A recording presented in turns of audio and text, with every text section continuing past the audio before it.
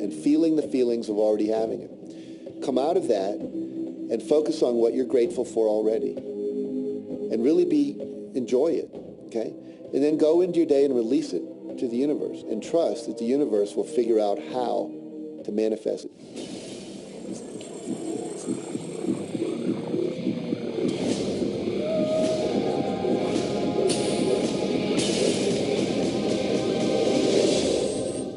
No, The Secret was definitely a real transformation for me because I grew up in a family where my dad was very negative, thought that rich people were people that had ripped everyone off, thought that anyone who had money, must have deceived somebody. And so I grew up with a lot of beliefs about money, that if you had it, it made you bad. Only evil people have money. And, money doesn't grow on trees. That was a big one. Who do you think I am, Rockefeller? That was one of his favorite phrases. So I grew up truly believing that life was difficult, that it was hard, you had to struggle. And it was only when I met W. Clement Stone that I literally began to shift my life.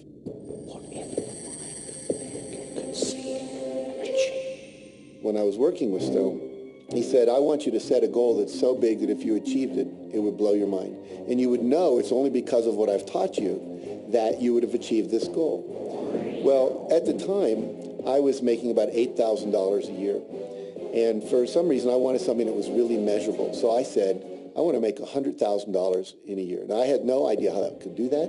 I saw no strategy, no possibility, but I just said, I'm going to declare that, I'm going to believe it, I'm going to act as if it's true, and release it. And so I did that. And one of the things he taught me was every day to close your eyes and visualize the goal as if it's already achieved. And I had actually made a $100,000 bill that I put on the ceiling. So the first thing I'd see when I woke up, I'd look up and there it was. It would remind me that this was my intention. And then I would close my eyes and visualize having this $100,000 a year lifestyle. And interestingly enough, nothing major happened for about 30 days. I didn't have any great breakthrough ideas. No one was offering me more money.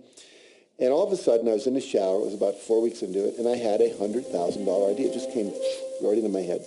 I had a book I had written, and I said, if I could sell 400,000 copies of my book at a quarter each, that would be $100,000. Now, the book was there, but I never had this thought. And one of the secrets, I think, is that when you have inspired thought, you have to trust it, and you have to act on it. Now, I didn't know how to do that. I didn't know how I was going to sell 400,000 copies. We'd never done that. And then I saw the National Enquirer at the supermarket. I had seen that millions of times, and it was just background. And all of a sudden, it jumped out of me as foreground, and I thought, wow, if readers knew about my book, certainly 400,000 people would go out and buy it. And about 6 weeks later, I gave a talk at Hunter College in New York to 600 teachers, and this lady comes up at the end and she says, that was a great talk. I'd like to interview you. Let me give you my card. And I said, who do you write for? I'm a freelancer, but I sell most of my stuff to the National Enquirer.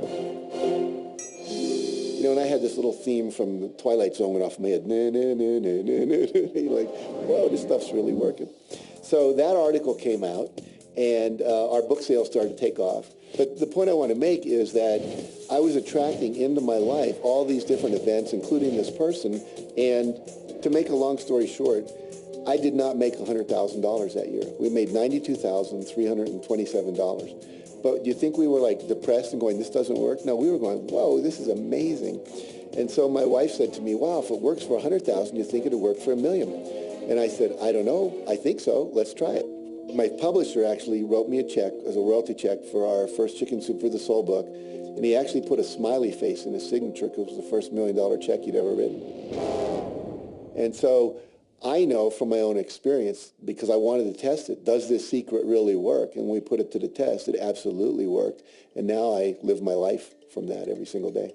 Well, I can just imagine what a lot of people that are watching this are thinking. And that is, how can I attract more money into my life? How can I get more of the green stuff? How can I get more wealth and prosperity? How can I, when I love my job, deal with the credit card debt that I have? And the realization that maybe there's a ceiling on the money that can come in because it's coming to me through my job. How can I bring in more? Intended. This goes back to one of the things we've been talking about throughout the whole secret. Your job is to declare what you would like to have from the catalog of the universe. Well, if cash is one of them, say how much you would like to have. I would like to have $25,000 unexpected income within the next 30 days, or whatever it happens to be. It should be believable for you. Most people have a goal of getting out of debt. That'll keep you in debt forever. Whatever you're thinking about, you will attract. You'll say, but it's get out of debt. I don't care if it's get out or get in. If you're thinking debt, you're attracting debt. Set up an automatic debt repayment program and then start to focus on prosperity. So many times people say to me, well, I'd like to double my income in the next year. But then you look at their actions and they're not doing the things that are going to make that happen. And they'll turn right around and go, well, I can't afford that. Okay, guess what? Your wish is my command. When you focus on lack and scarcity and what you don't have, you fuss about it with your family, you discuss it with your friends, you tell your children that you don't have enough, we don't have enough for that, we can't afford that. Well, guess what? You'll never be able to afford it because you begin to attract more of what you don't have. If you want abundance, if you want prosperity, then focus on abundance. Focus on prosperity. When I first understood the secret, I was getting bills. Every day I'd get a bunch of bills in the mail. And I thought, how do I turn this around? The law of attraction states that what you focus on, you will get. So I got a bank statement. I whited out the total and I put a new total in there. I put exactly how much I wanted to see in the bank. So I thought, what if I just visualize checks coming in the mail? So I just visualize a bunch of checks coming in the mail. Within just 1 month, things started to change. And it is amazing. Today, I just get checks in the mail. I get a few bills, but I get more checks than bills. I grew up on you have to work hard for money, you have to work hard for money. And so I replaced that with money comes easily and frequently. Now, in the beginning, it feels like a lie, right? There was a part of your brain that will say, oh, you liar, it's hard. So you have to know it's this little tennis match that will go on for a while. When it comes to creating wealth, wealth is a mindset. It's all about how you think. I'd say 80% of my coaching that I do one-on-one with folks is about their psychology and the way they think. And I know when people are listening, they say, oh, well, you can do it, I can't. Every person has the capability to change the way they're in a relationship and conversation with money. I find so many people who maybe make a tremendous amount of money, but their relationships stink. That's a technical term, by the way. And that's not wealth. It really isn't. You can go after the money and you might get rich, but it doesn't guarantee you'll be wealthy. I'm not suggesting that money isn't a part of wealth. It absolutely is. But it's only a part. And then I meet a lot of people who are quote-unquote spiritual, but they're sick and broke all the time. That's not wealth either. Life is meant to be abundant in all areas. Many people in Western culture are striving for success. They want the home, they want the great business, they want all these outer things. But what we found in our research is that having these outer things does not necessarily guarantee what we really want, which is happiness. So we go for these outer things, thinking they're going to bring us happiness, but it's backwards. You need to go for the inner joy, the inner peace, the inner vision first, and then all of the outer things appear.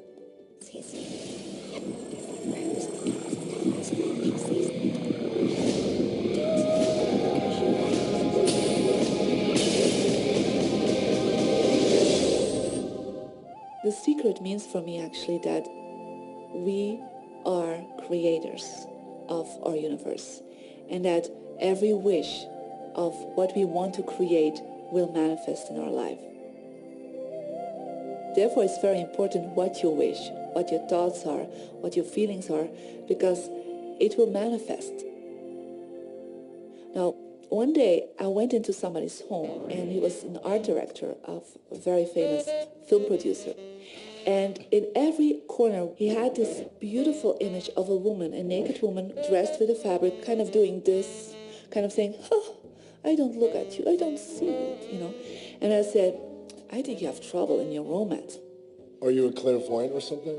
No, but look, 7 places you have exactly that woman. But I love that kind of painting. I painted it myself. That's even worse, I said, because you put all your creation and your creativity in it. Now, he's this gorgeous-looking man. He has all these actresses around him because that's the work he does. He doesn't get romance. I said, what do you want? Well, I want to date 3 women a week. Okay, paint yourself with 3 women and hang it in every corner.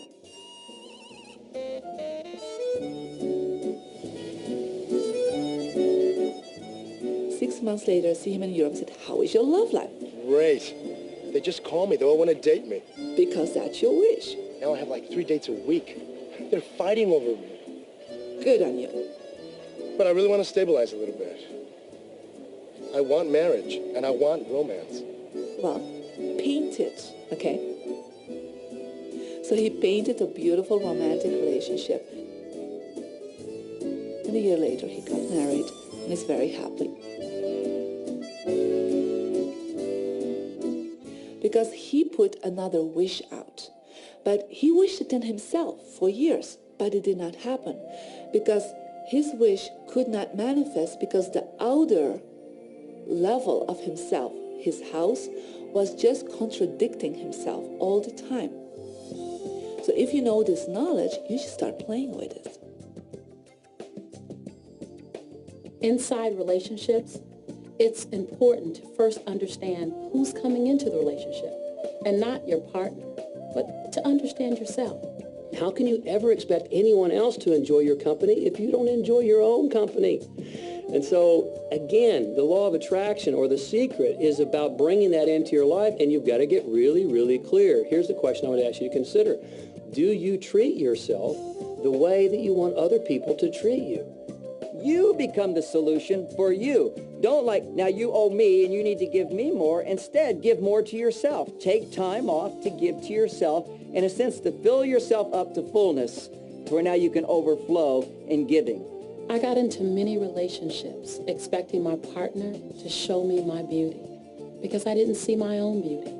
See, when I was growing up, my heroes or my sheroes were the Bionic Woman, Wonder Woman, or Charlie's Angels. And while they're wonderful, they didn't look like me. It wasn't until I fell in love with Lisa, my mocha skin, my full lips, my round hips, my curly hair. It wasn't until that moment that I fell in love with me that the rest of the world was able to fall in love with me as well. There's something so magnificent about you. I have been studying me for 44 years. I want to kiss myself because you're going to get to love yourself. I'm not talking about conceit. I'm talking about a healthy respect for yourself. And as you love yourself, you'll love others. In relationships, we're so used to complaining about other people. My coworkers are so difficult to work with. My husband makes me so mad. Children are so lazy. It's always focusing on the other person. But for relationships to really work, we need to focus on what we appreciate about the other person, not what we're complaining about. When we're complaining about those things, we're only getting more of those things.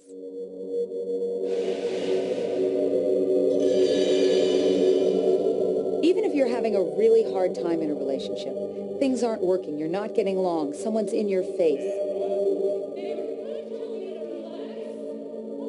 you still can turn that relationship around. Take a piece of paper and for the next 30 days, once a day, sit down and write all the things that you appreciate about that person. Think about all the reasons that you love them. You appreciate their sense of humor. You appreciate how supportive they are. And what you'll find is that when you focus on appreciating and acknowledging their strengths, that's what you'll get more of. And the problems will fade away. We cannot control other people, no matter how hard we try. So what you'll find is if somebody's come home in a bad mood, and you're actually in a good mood, you'll find yourself in a different place from them in that moment. We create our own happiness through the law of attraction. Oftentimes, you give others the opportunity to create your happiness. And many times, they fail to create it the way you want it. Why? Because only one person can be in charge of your joy, of your bliss, and that's you. So even as a parent, as a child, as a spouse, even the people closest to you, they do not have the control to create your happiness. Your joy lies within you.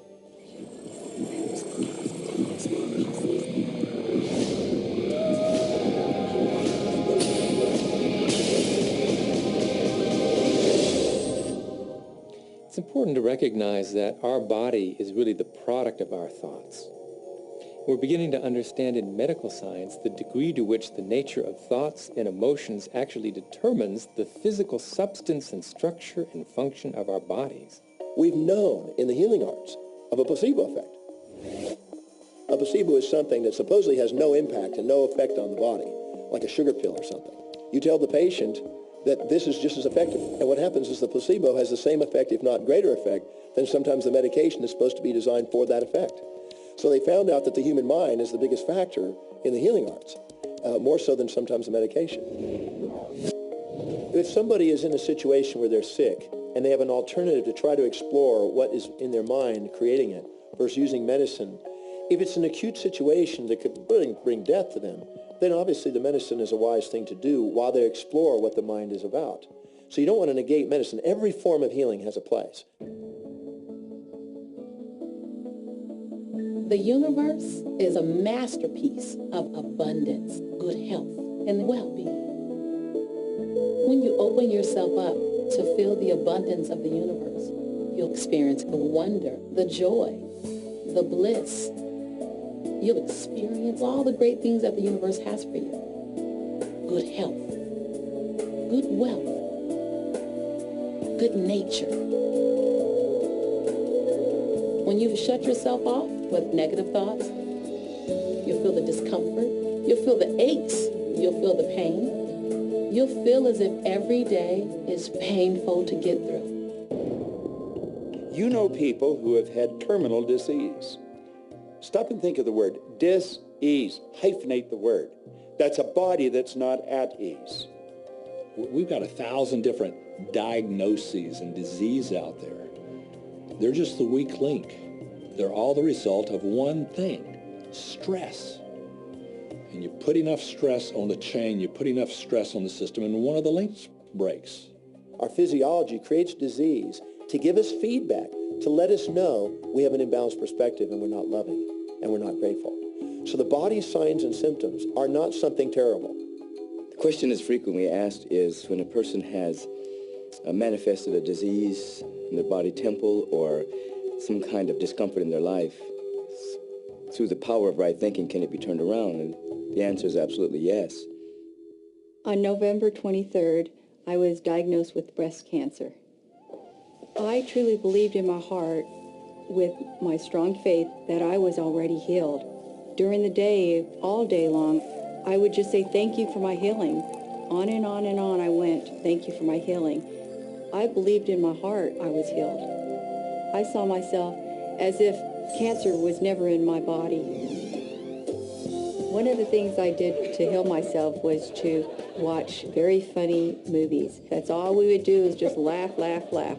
We couldn't afford to put any stress in my life because we knew stress was one of the worst things you can do while you're trying to heal yourself. From the time I was diagnosed, which was November 23rd, to the time I was healed totally was approximately 3 months. And that's without radiation and chemotherapy. Well, we come with a basic program. It's called self-healing. You get a wound, it grows back together.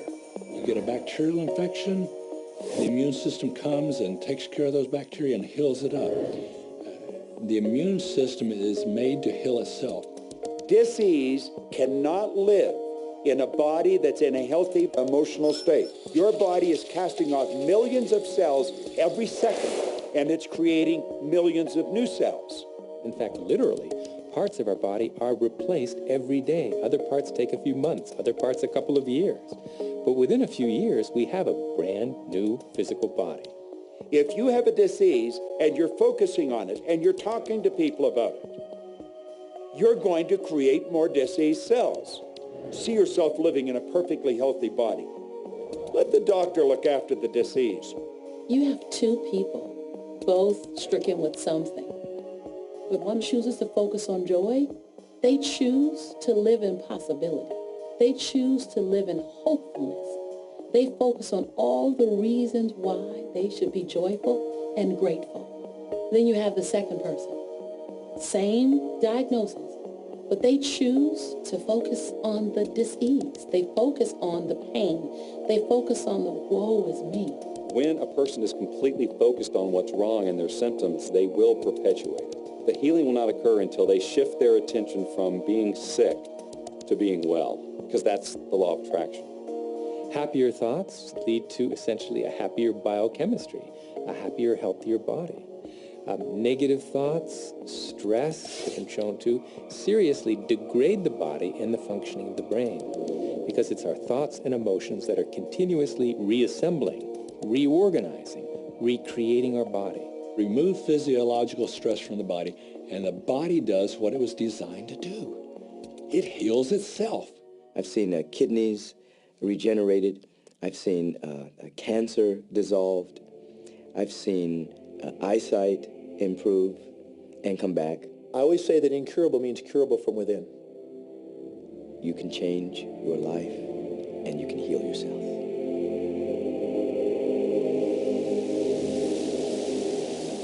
Well, my story begins on March 10, 1981. It really changed my whole life. It was a day I'll never forget.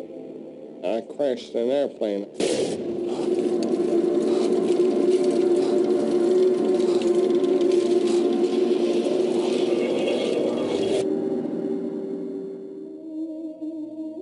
I ended up in the hospital completely paralyzed. My spinal cord was crushed. I broke the first and second cervical vertebrae. My swallowing reflex was destroyed. I couldn't eat or drink. My diaphragm was destroyed. I couldn't breathe. All I could do was blink my eyes. The doctors, of course, said all my life I'd be a vegetable. All I'd do is blink my eyes the rest of my life. That's the picture they saw of me, but it didn't matter what they thought. The main thing was what I thought.